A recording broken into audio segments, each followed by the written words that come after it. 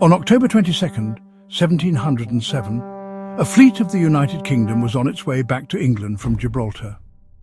It rained and stormed throughout the journey, something that would prove fatal.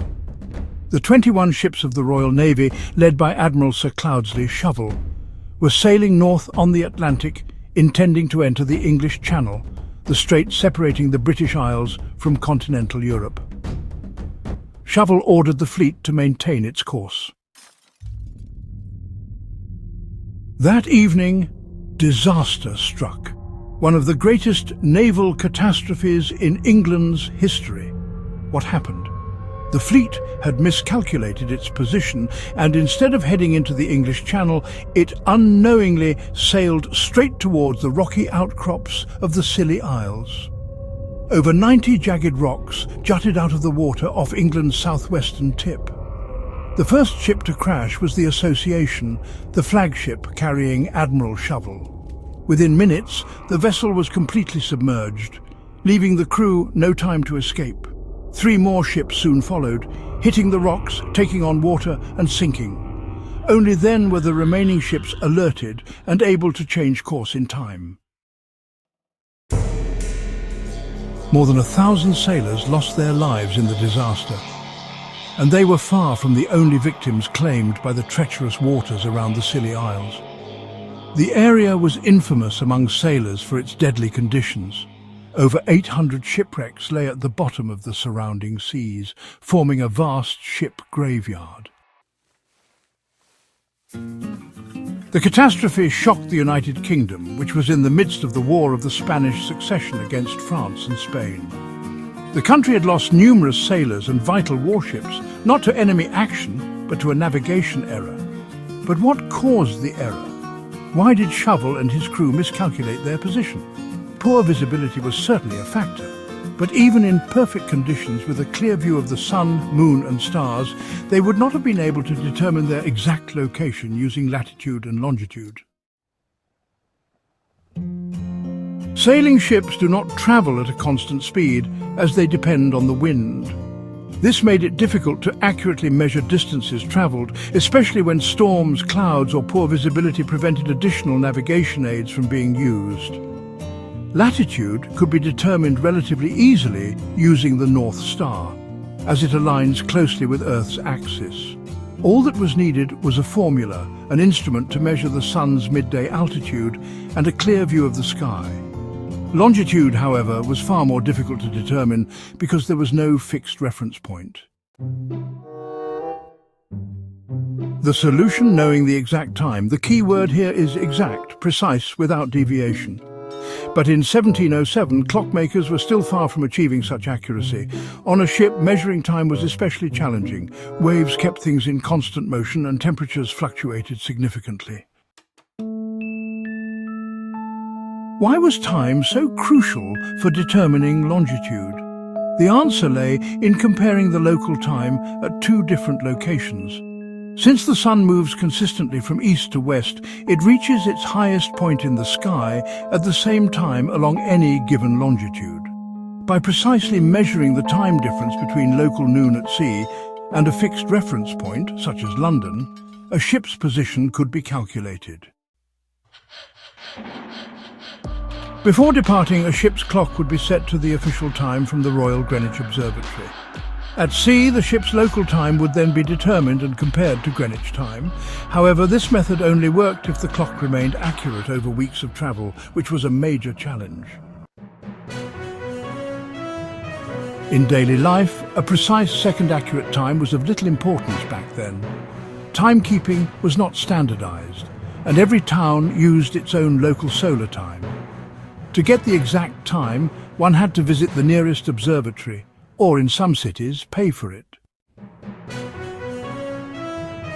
Selling time was a service provided by John Henry Belleville in London, starting in 1836.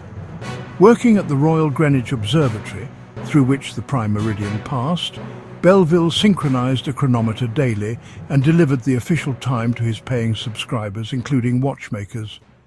His wife and later his daughter Ruth Belleville continued the service until 1939. This brings us back to the beginning of our story. In 1707, Admiral Sir Cloudesley Shovel did not have access to a highly accurate clock. Ironically, it wouldn't have helped him anyway. Shovel had actually determined the longitude correctly, but after more than 10 days of poor visibility, he misjudged the fleet's position slightly too far north, meaning he had made an error in latitude, which was usually the easier coordinate to calculate. Nevertheless, the Scilly Isles disaster became the catalyst for developing the most precise clock in the world. In 1712, Queen Anne established the Board of Longitude, which convened for the first time in 1714.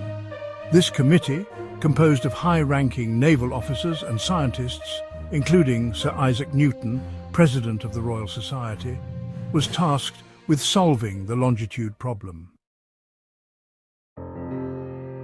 The Board of Longitude offered a massive prize, £20,000, for a method capable of determining a ship's position with an error margin of no more than 30 nautical miles a sum, equivalent to over €3 million today.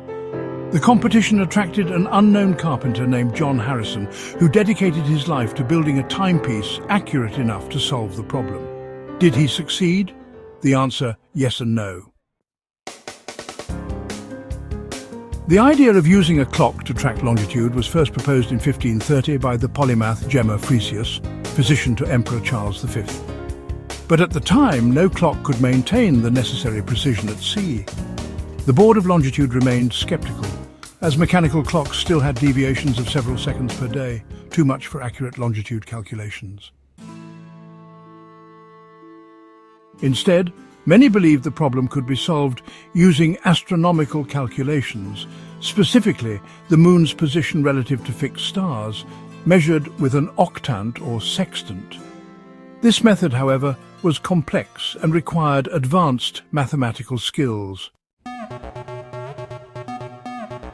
John Harrison remained convinced that a timepiece was the key. In 1728, he travelled to the Royal Greenwich Observatory, presenting himself as a self-taught clockmaker who had designed a device, the Timekeeper, that could solve the longitude problem. The board granted him funding, and after 6 years of meticulous work, Harrison unveiled his first longitude clock, H1. It looked unconventional but was remarkably precise. A test voyage from London to Lisbon confirmed its accuracy.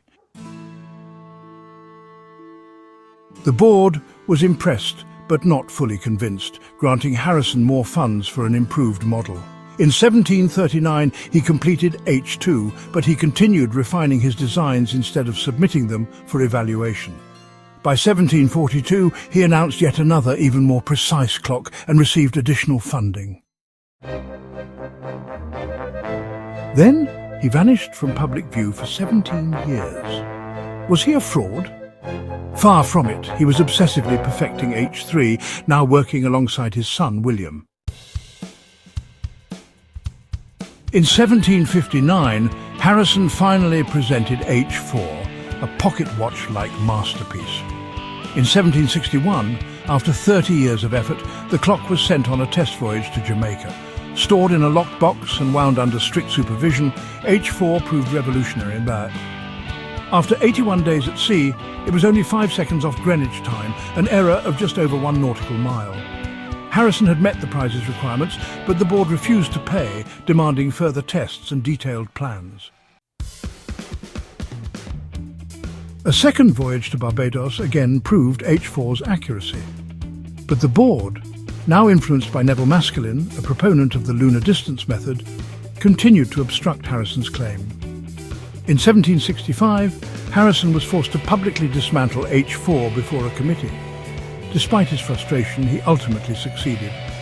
In 1773, after appealing directly to King George III, Harrison received a significant portion of the prize money. His work paved the way for the mass production of marine chronometers, finally solving the longitude problem.